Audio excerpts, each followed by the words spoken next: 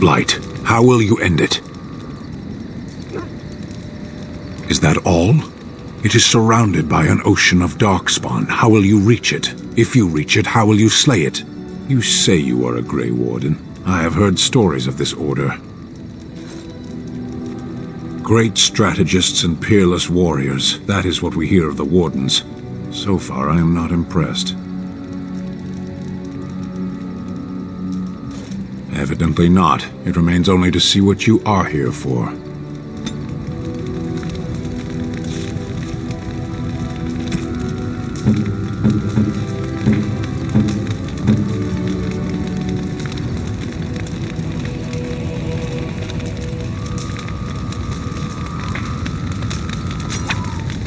I am impressed.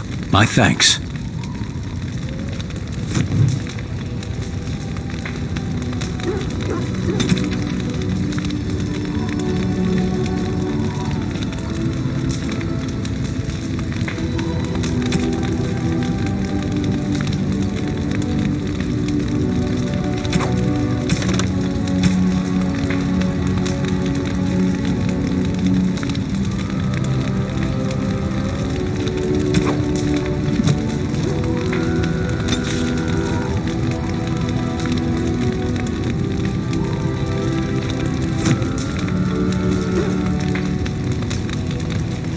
Yes.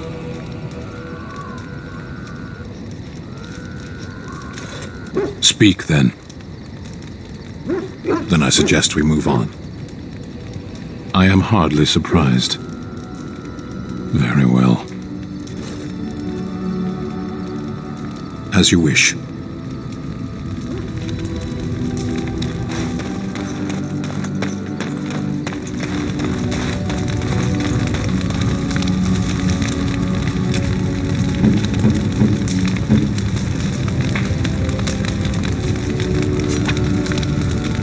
What? You found Flemeth's grimoire? Ever since we discovered the condition of the Mage's Tower, I had wondered if it might be recoverable, but I had yet to speak of it to you. How fortunate that you found it on your own. You have my thanks. I will begin study of the tome immediately. Secrets. My mother has many of them, and this tome represents the one time that they were able to get away from her. I do not intend to squander this opportunity to learn more than Flemeth wished me to know. This should be interesting.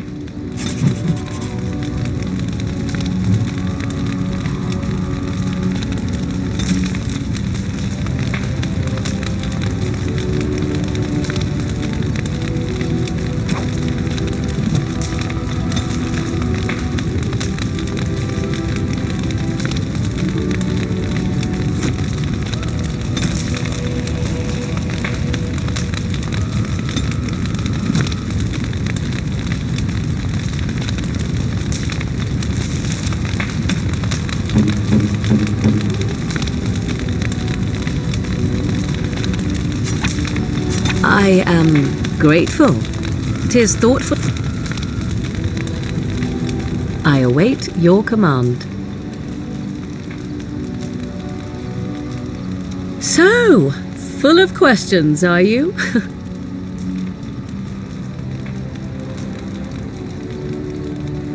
Possibly, if I had the desire to. I do not.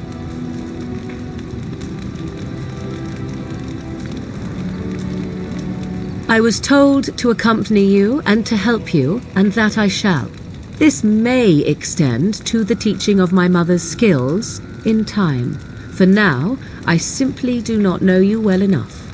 I promise nothing. I await your command. At times, perhaps.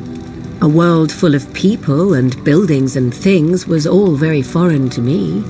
If I wished companionship, I ran with the wolves and flew with the birds. If I spoke, 'twas to the trees.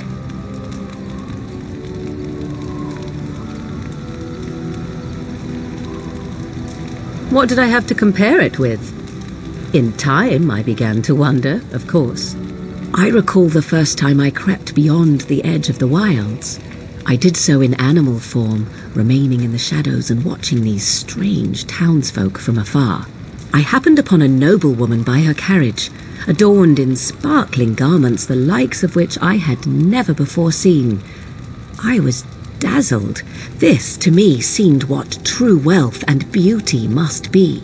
I snuck up behind her and stole a hand mirror from the carriage. 'Twas encrusted in gold and crystalline gemstones, and I hugged it to my chest with delight as I sped back to the wilds.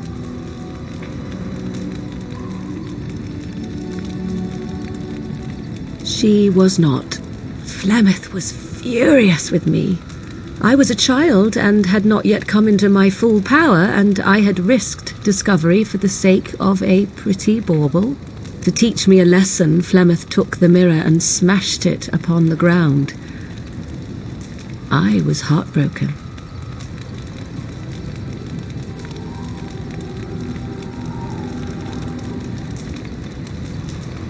And a foolish one. Flemeth was right to break me of my fascination. Beauty and love are fleeting and have no meaning. Survival has meaning. Power has meaning. Without those lessons, I would not be here today, as difficult as they might have been.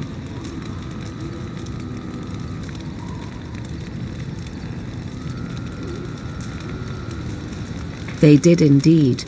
To return to your original question, perhaps my time in the wilds was indeed lonely, but such was how it had to be. I find myself at times wondering what might have become of the girl with the beautiful golden mirror, but such fantasies have no place amidst reality.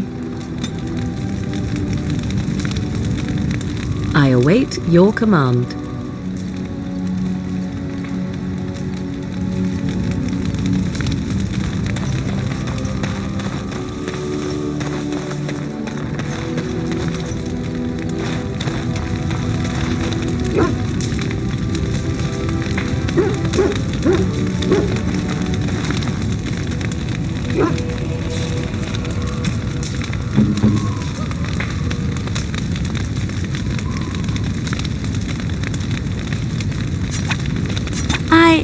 That's a wonderful thought. I don't know what to say. That's a wonderful thought. I don't know what to say.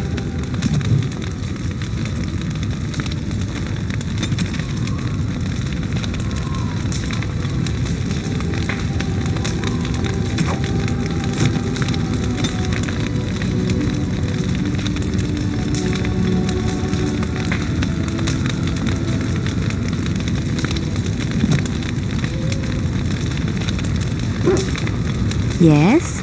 Something you need? Yes? What's on your mind? My mother was from Denerim, and I consider myself a Ferelden.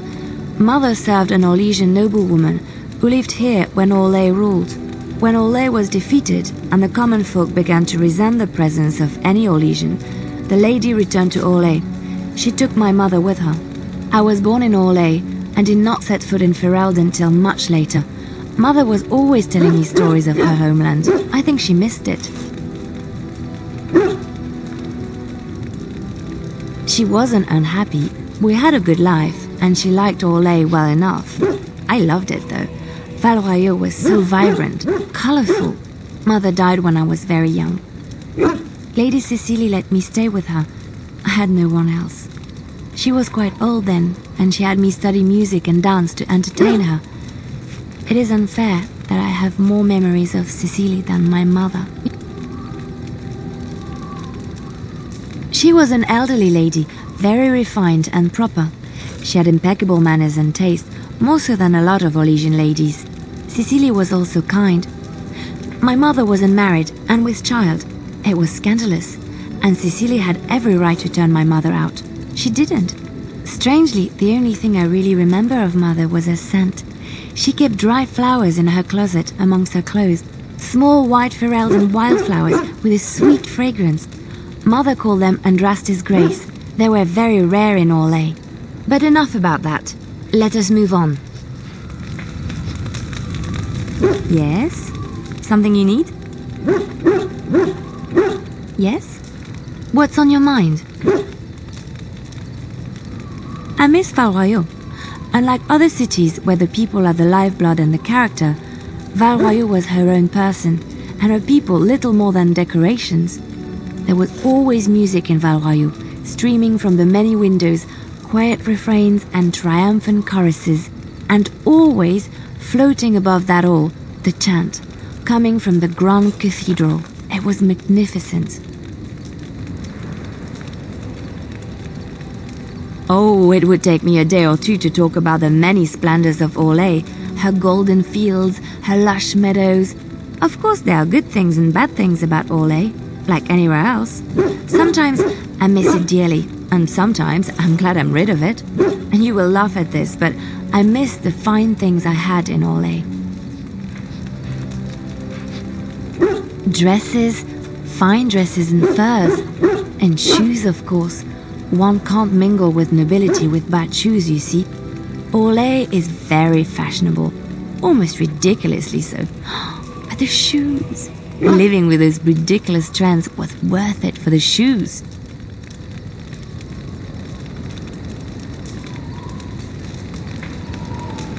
Well, they're shoes. They're pretty. Some of them anyway.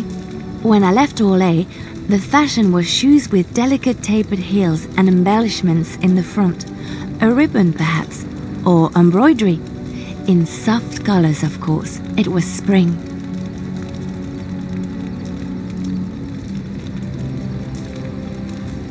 I had my eye on a pair my shoemaker was working on. It was covered in pale blue silk with amber beads on the toe. The shoes made in Orlais were exquisite. Not at all like these clunky fur-lined leather boots you have in Ferelden. Ugh, just look at them.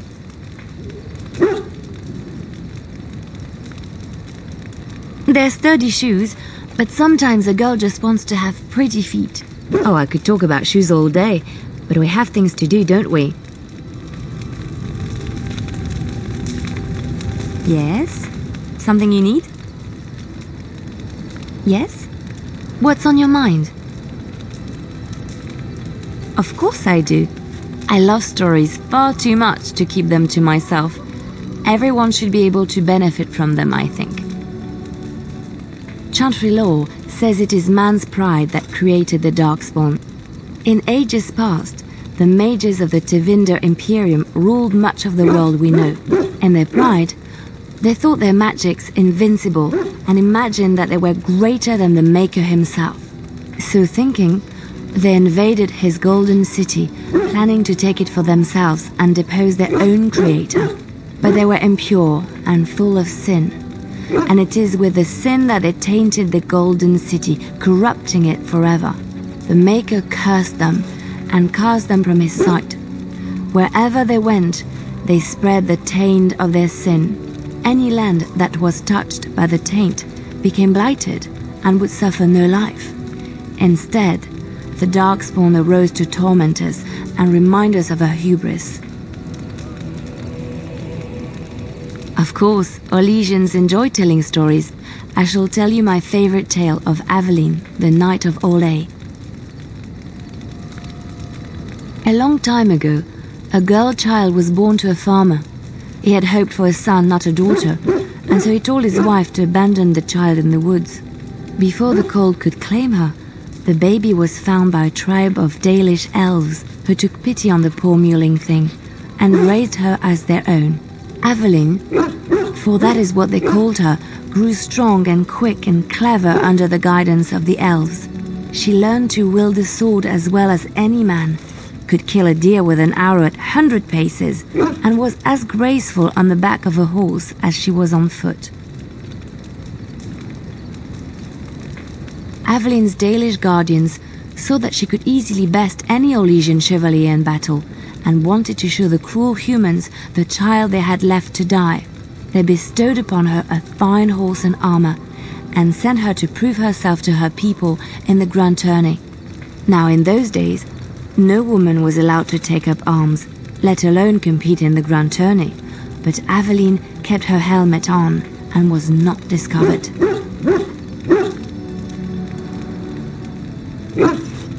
Aveline won many events and gained the approval of the adoring crowd. Eventually, she came face to face with the knight Kaleva in the grand melee. Aveline had already bested him in the joust, and Kaleva was determined not to lose a second time. Out of desperation to regain his honor, Kaleva tripped Aveline and tossed her to the ground, ripping off her helmet as he did so. Silence fell upon the arena as Aveline was revealed. Kaleva declared the previous competitions invalid. A woman had taken part, and this was not allowed. But the crowd cheered for Aveline. Kaleva was furious, for he had lost to a woman and was now being shamed. Blinded by his rage, he forced Aveline to her knees. "Know your place, woman," cried he, and slit her throat. The son of the king, Prince Freyan, was present. He recognized Aveline's skill and bravery and began to see the injustice done to the women in his land. When he was made king, he rewrote the laws of Orlais so that women could also become chevalier. He honored Aveline and knighted her after her death. And to this day, any female who is knighted reveres Aveline the Brave, for she is the patron of all women chevalier. I know one, told to me by my mother a long time ago. It always chilled me to the bone. Maybe you have heard of Flemeth?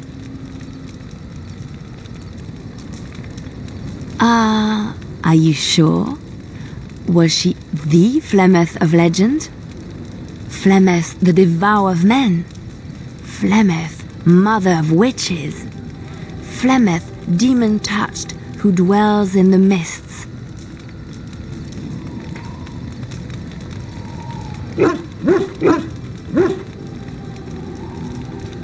Ferelden mothers scare their daughters with talk of Flemeth. They say that if you're bad, Flemeth will spirit you away and bind you to her forever. They also say that Flemeth mourns her lost beauty and will steal yours through your looking glass if she catches you. Flemeth's beauty was known throughout the land. She had hair like unto a moonless night, skin as pale as winter's first snow, and eyes as beautiful and perilous as the sea. When she came of age, she came to the attention of the Lord of Highever, Conobar, and he took her for his wife. Conobar soon learned that his young bride had the gift of magic. He kept this a secret, for he feared that she would be taken from him. Flemeth stayed with Conobar for some years, and with his blessing, she practiced her art. And then one day, a young poet named Osen came to the castle. Flemeth was captivated by Osen's voice, and he by her beauty, and they fell in love. Flemeth longed to be with her true love, and she and Osen fled from Conobar's lands, seeking refuge in the Kokari wilds with the Chasing tribes. They lived there happily for many a year, till the day Flemeth received news that Conobar was dying and longed to see her face one last time. Flemeth's heart swelled with pity for the man who once was her husband, and begged Osen to return to Conobar's side with her. But when Flemeth and Osen entered Highever, they were captured by Conobar's men, and Osen was slain in front of Flemeth's eyes. Flemeth was imprisoned in the highest tower of the castle, there to await Conobar's judgment on her. Distraught at the loss of her love, Flemeth plotted revenge against her husband. She summoned a fey demon, intending for it to wreak vengeance on Conobar. But a spell went awry. The demon possessed Flemeth. Turning her into an abomination, the halls of the castle ran red with blood as Flemeth slaughtered Conobar and all his men. The last of Flemeth's humanity melted away, and at dawn, she stole back to the wilds to plot and scheme for 100 years. They say she took to her side many Chasing men, and with their help, begat her daughter witches, who even now prowl the dark places of the Kokari wilds. Which one? I have heard a little about how the elves gained their freedom from the Tevinter Imperium. When Andraste began her exalted march against the Imperium, the elves joined her cause to fight their masters. The great elven leader, Shatan, born in captivity, rose up to lead his people. He foresaw a future where the elves were free. Shatan was killed when Andraste was betrayed, but the elves continued to fight, eventually breaking free of the Imperium. The elves claimed the Dales in the south and settled there in the land of their own. The elves lived in the Dales for centuries. They resurrected the worship of the elven gods and would allow the building of no chantry. This angered the chantry, and the hostility between the two factions finally broke out in open war. The chantry says the elves struck first, but I do not know whether to believe it. The chantry declared a holy exalted march against the elves, named for Andraste's similar march against Tevinter. During the exalted march of the Dales, the elven cities were sacked, and the elven state completely dissolved. Some of the elves bitterly accepted their fates and surrendered to human rule, living in the human cities as second-class citizens. But others, still fiercely proud of their heritage, refused to bow to the humans, and instead became homeless wanderers. There were the elves of the Dales, the Dalish. Andraste was the Maker's chosen. The Maker had long since abandoned the world when the sound of her singing turned his ear. Beauty, grace, and wisdom enraptured him, and he offered to take her from this flawed world to become his divine bride. But Andraste had an earthly husband and would not forsake him. Instead, she beseeched the Maker to return to his people once more. So earnest was her plea that the Maker was moved and promised that he would create a paradise on earth if all abandoned their false gods and turned once more to him. And this is why Andraste began her exalted march on the idolaters of the Tevinter Imperium. The Maker granted her his powers with which to smite her enemies. Andraste brought the Imperium to its knees, and her victories converted many to the worship of the Maker.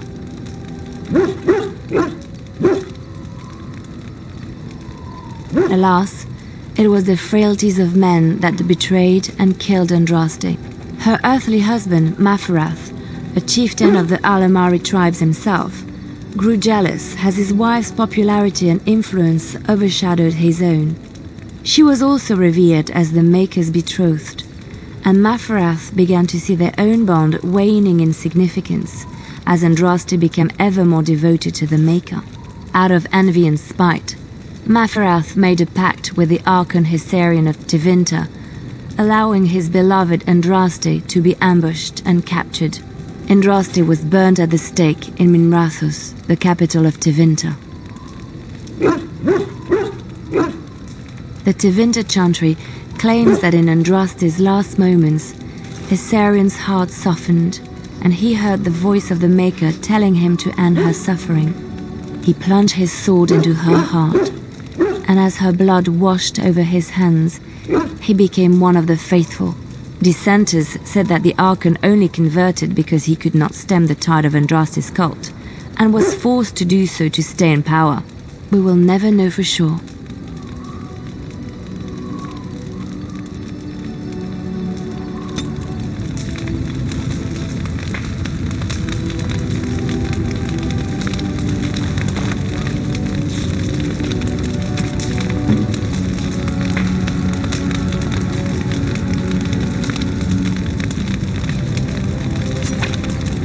I could get used to this, you know.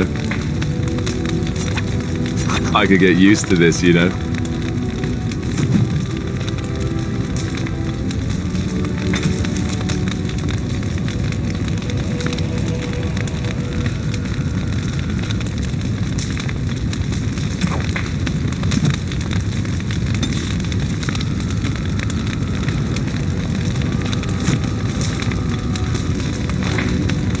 Something on your mind? Of course. Others, yes, but not yourself. I need someone who's trained first as a warrior. It's as much about discipline as anything. I guess if I'm going to give up Chantry secrets, I may as well go all the way. Send whoever you want trained to me in camp, and I'll see what I can do.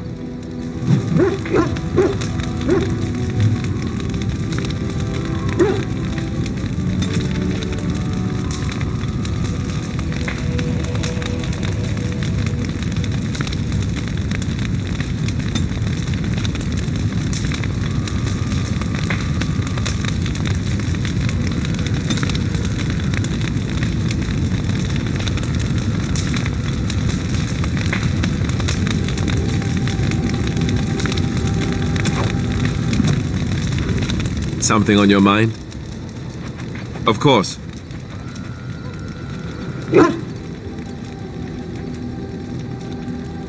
Such as they are. About the Grey Wardens, anyhow. Fair enough. Something on your mind? Of course.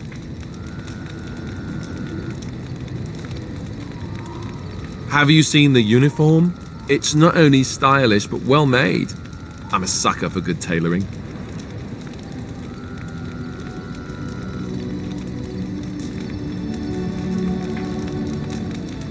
That's just in public. In private, we have these yellow and purple tunics, right? Much more comfortable, and you don't break the beds when you jump on them during a pillow fight.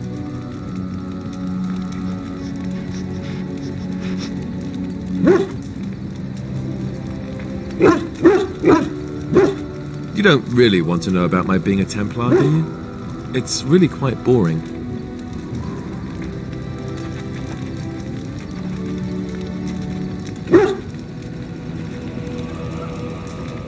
Poke, poke, poke. Tell me everything about your life, Alistair. All right, if you insist. It's not like we have anything better to do, right? The truth of the matter is that I did hate going to the monastery. The initiates from poor families thought I put on airs, while the noble ones called me a bastard and ignored me. I felt like Al-Eamon had cast me off, unwanted, and I was determined to be bitter. But I took some solace in the training itself, I guess. I was actually quite good at it.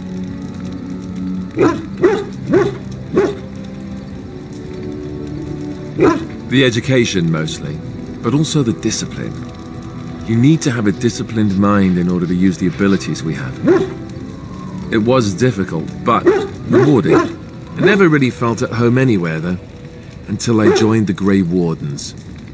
And Duncan felt my Templar abilities might be useful for when we encountered Darkspawn magic, so I kept it up.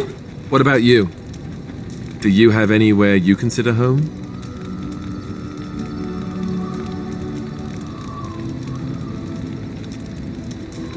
We won't always be traveling like this, you know. Once the war is over, once the Blight is... well, a time will come when we'll have to think about having a real home again. Though that seems like a far ways off. And I suppose the Grey Wardens are gone for good, either way.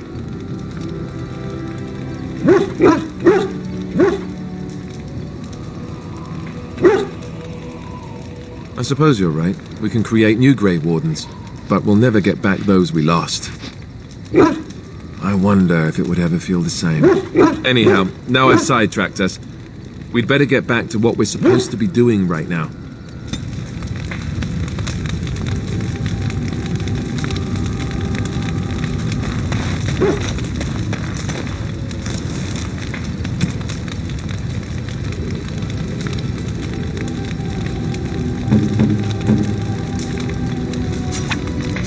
Generous gift.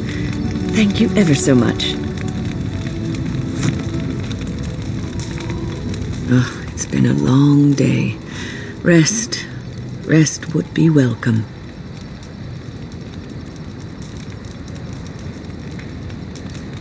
Yes, of course. I am just a little weary. As you may have noticed, I'm no spring chicken.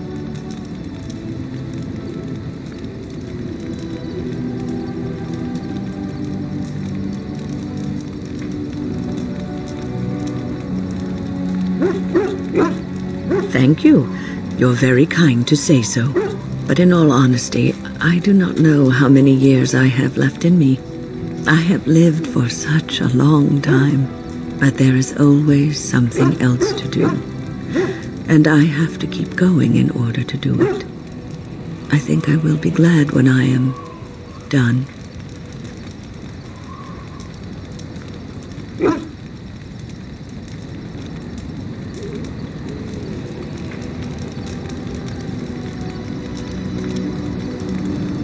Oh, I don't know.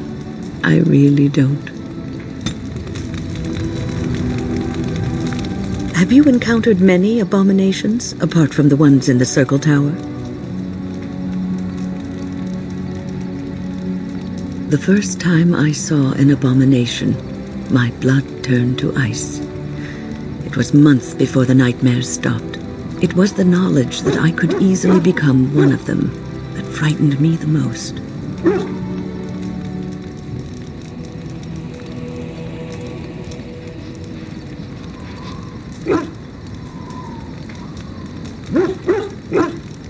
Every mage is vulnerable, no matter how accomplished or powerful.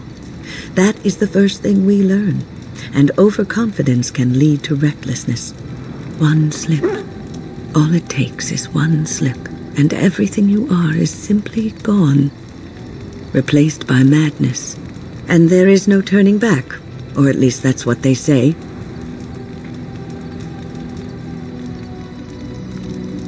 Of late, I have begun to wonder if there is any way an abomination can be cured, or if a mage could be so possessed and still retain their sanity, their humanity.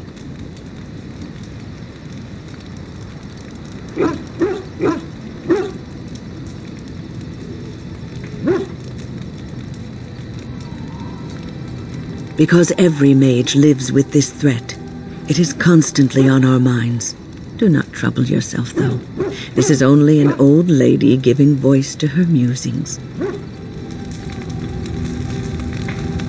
So, tell me, how did you become a Grey Warden?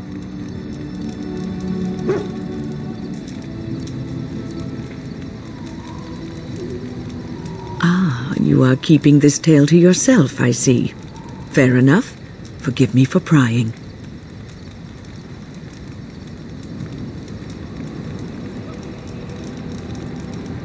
I am interested to hear. Arl Rendon Howe?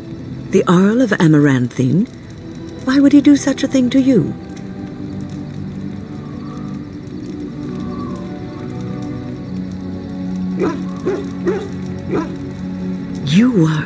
You are the last of the Kuslands? I had no idea. My lord?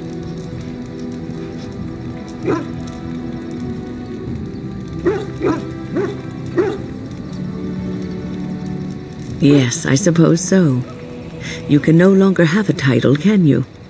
But that does not mean you must forget utterly where you came from. Take heart, dear friend.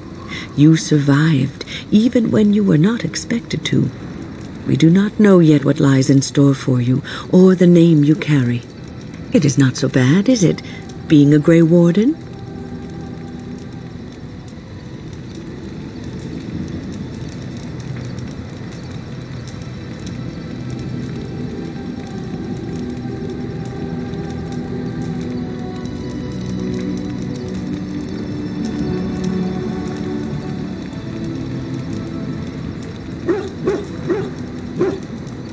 Sometimes it gives me comfort to think that everything will end up the way it's supposed to. That it will be all right. You were chosen. You survived the joining when others did not. Perhaps it was meant to be. I must ask, what does being a Grey Warden mean to you?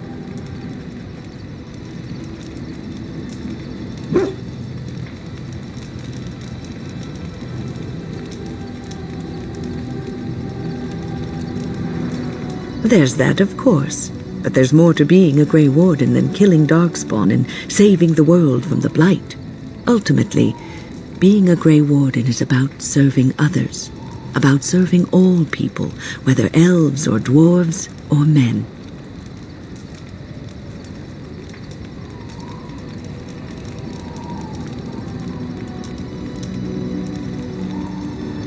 As a Grey Warden, you are a guardian of men. And you guard them because their continued existence is more important than you are. Thus it is you who serves, not they.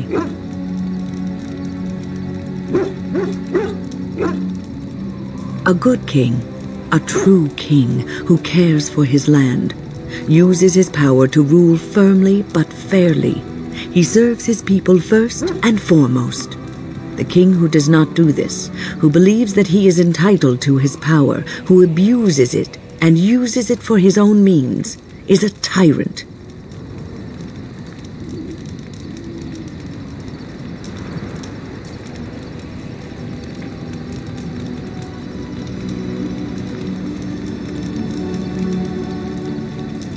If you live apart from others, and your actions affect only you, then you may do as you wish. But if you have power, influence, and strength, your every action will be as a drop of water in a clear, still pond.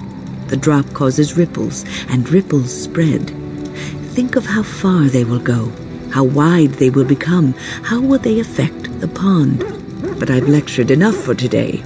I should stop before I wear out my welcome. Is there something you need?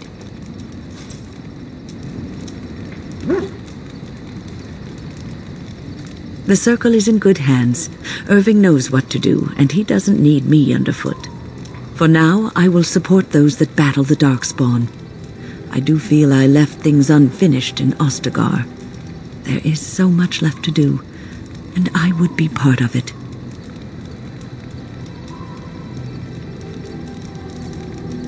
Yes, I did leave them. But if the Blight is not stopped, all of them will face suffering greater than what was seen in the tower. The Grey Wardens, all 2 of you, need all the help you can get.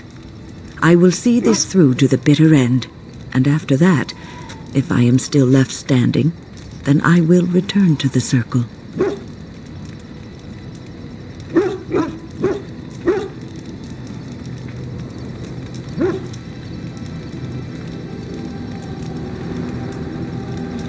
Perhaps. Is there something you need? I will answer to the best of my ability. People don't become mages. They are born mages. The talent just surfaces later. But you are asking how I ended up at the Circle. I was brought there by the Templars, just like many of the other apprentices. I don't remember very much. I was very young then. I didn't have a family. I never knew my real parents. My earliest memory was of hiding in a hayloft on a farm, trying to keep warm. I was found, and the farmer's wife was kind enough not to send me away. But they had children of their own, and I was never made to feel welcome. The eldest son was the worst. He was always calling me a stray, and throwing anything he could get his hands on at me. And I don't know how it happened, but one day, he just found his hair on fire. Fortunately, there was a large trough nearby.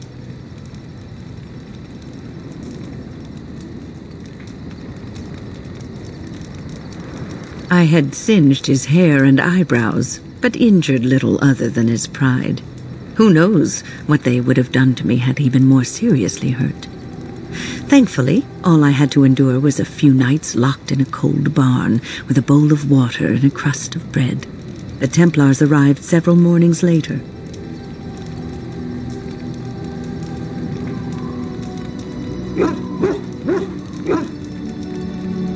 I'll never forget the moment the Templars led me into the entrance hall of the tower. I had never seen anything so grand in my life. I stopped being afraid then. I knew I was home.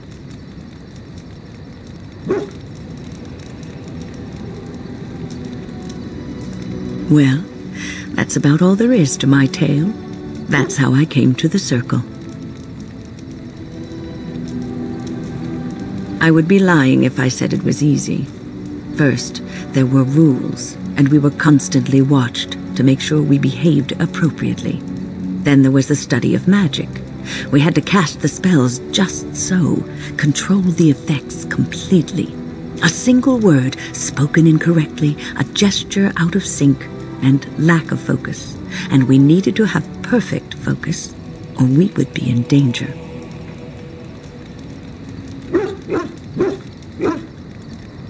Without the Circle and my mentors, I would not have been where I am today.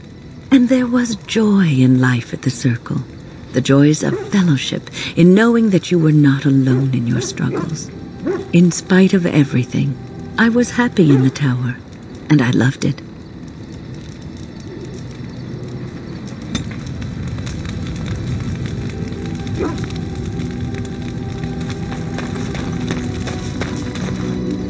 The Circle of Magi stands ready to assist, Grey Warden, as do the Templars of the Chantry. There are always areas to improve on, Grey Warden. The most useful for my talents are runes.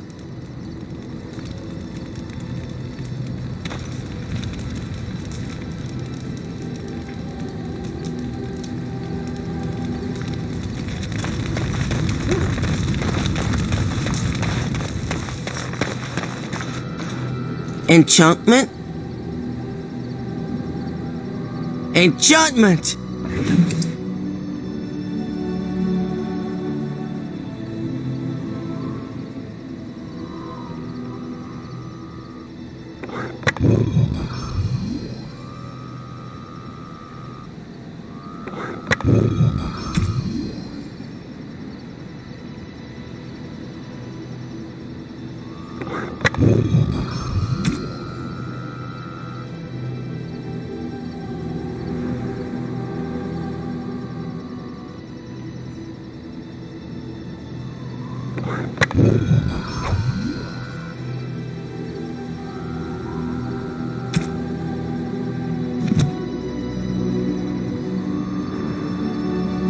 If there's anything I can do for you, please tell me. I'm sure you'll be pleased with the goods my boy and I have collected, and with your discount.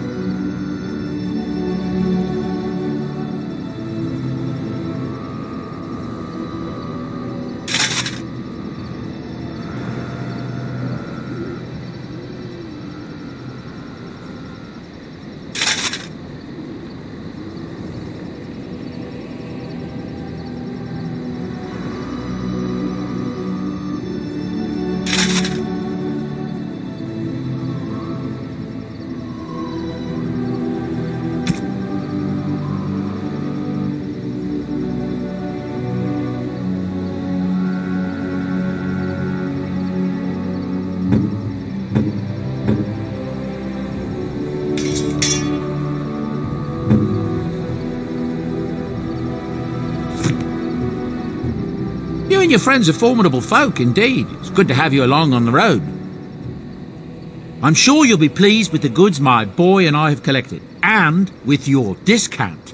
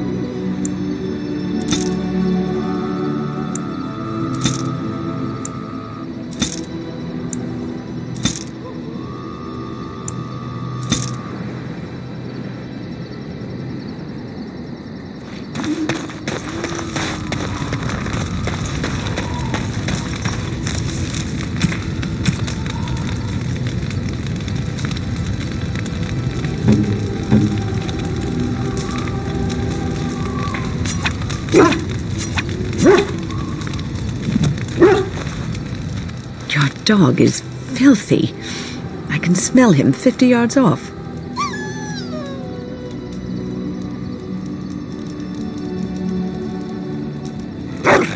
That may be so, but all the same, I would like your permission to bathe him.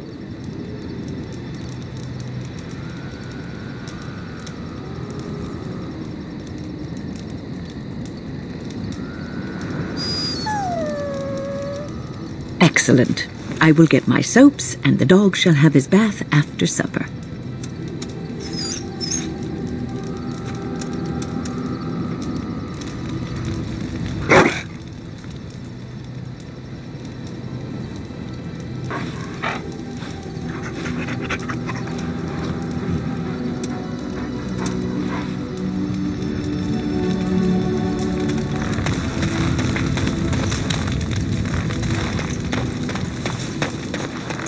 You and your friends are formidable folk, indeed. It's good to have you along on the road.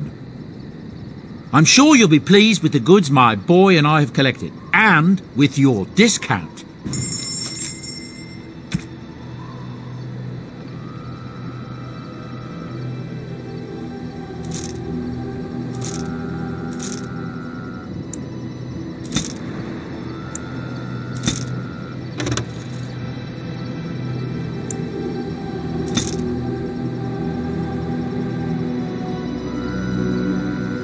It shall be done.